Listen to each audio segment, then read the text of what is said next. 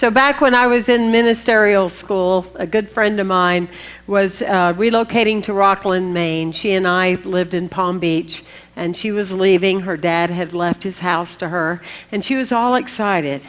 And she said, well, I know with your student practices that you're needing to pray for people and people need to see results. Is that right? And I said, yeah, it's part of my internship. I need this to happen.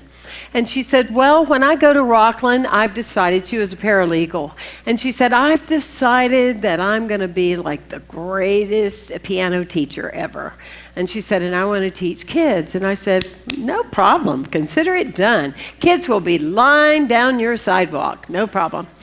And so she said, oh, no, I get that. She said, but I don't have a piano. I said, well, no problem. I can hold that. We'll hold that you'll find a piano. It'll be a clearance or it'll be on sale.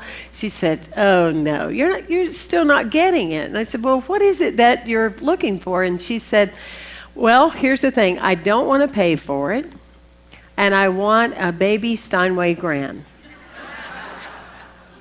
So we held the prayer. We held the vision of that.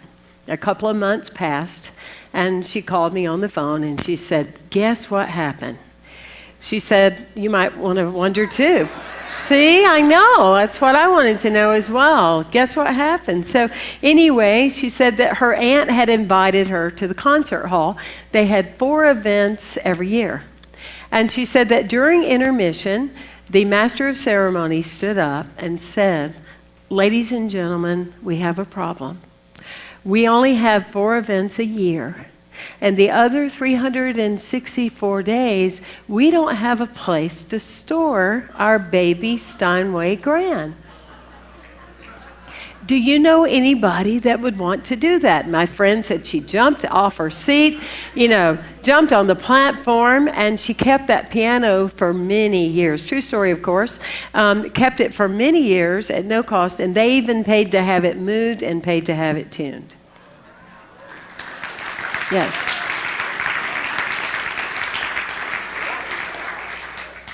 Why are visionary stories important? They're important because they are the medicine that remind us that we are part of infinity. More often than not, what happens, as the author Laura Day will talk about in her book, The Circle, which many of you are reading or participating in our 7-week groups. And if you're not, us at Unity, we're all inclusive, so you'll still get what you need. But that being said, usually what happens when you have an upset, when you have something unexpected, when nature has a crisis, when something occurs, we stop dreaming, we stop visioning. And what needs to occur is those are the times more than ever before that we need to pull out the wish list. We need to pull up the dreams. We need to pull out what we believe is possible and what we're called to do. It's crucial and it's important. And more than ever before on our planet and in this world today, all of us need to be visionaries. Do we agree with that? We need to be visionaries, and we need to envision not making ourselves right, I told you so, and see, and I knew that would be happening, because when you have leaders like that, what do you expect? We don't need that. We don't need help in that area. We need people that are visionaries that say, I have had a vision for this world since the day I was born. I have had a vision for my humankind, for my people kind, for my animal kind, and I will not stop that vision until I take my last breath, and then wherever I show up, wherever that is, with the veil being thin, I will still hold that vision. Right? So that's part of what we're calling in, is that visionary element. Because we were born in this time, and maybe consciously we didn't choose to be born during this time. Or maybe we didn't plan to go through some of our hardship and development programs, but we were born for this particular time right now. Now's not the time to go quiet. Now's the time to live out loud. Okay, so we pull that up as a visionary, and it could be that you are anonymous in something that you do, but have an action moving forward.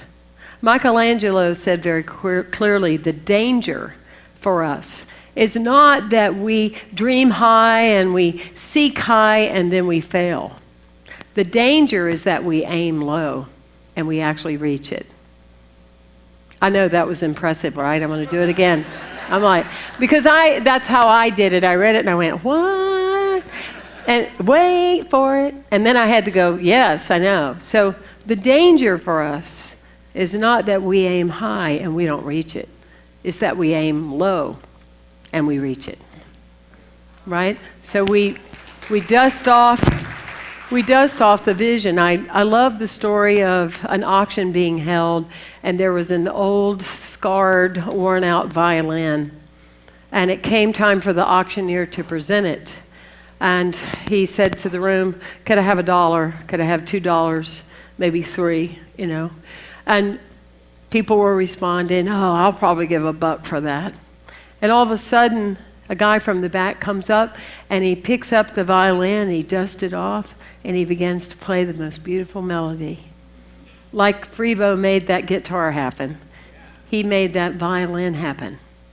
And all of a sudden, people started from the back of the room, I'll give $1,000. I'll give $2,000.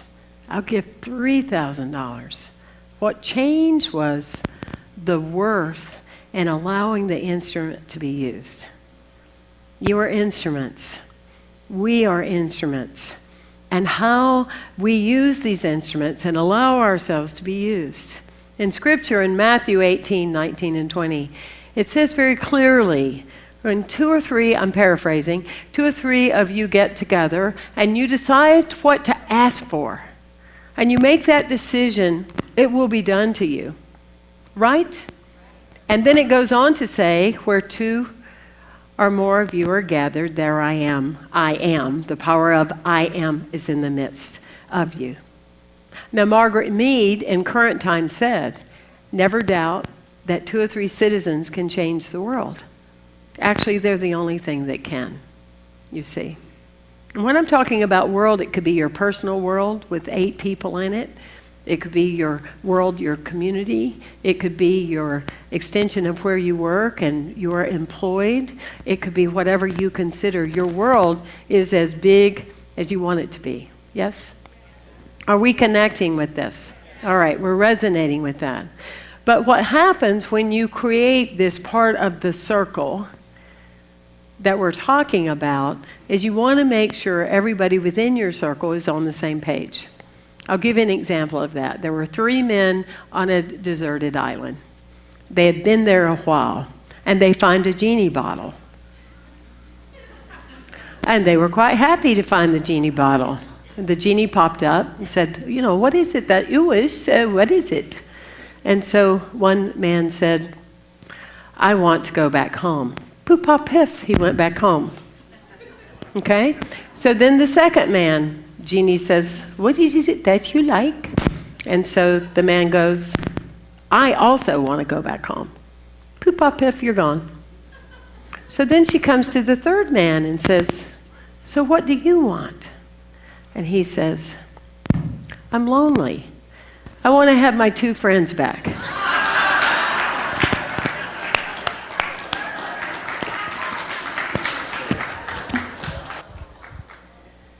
This is what occurs when we aren't in sync, in that essence of what we're really calling in, what we're really praying for.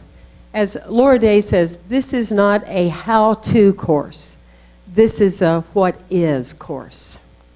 In all of life, there are certain ways that we cope. We accept it.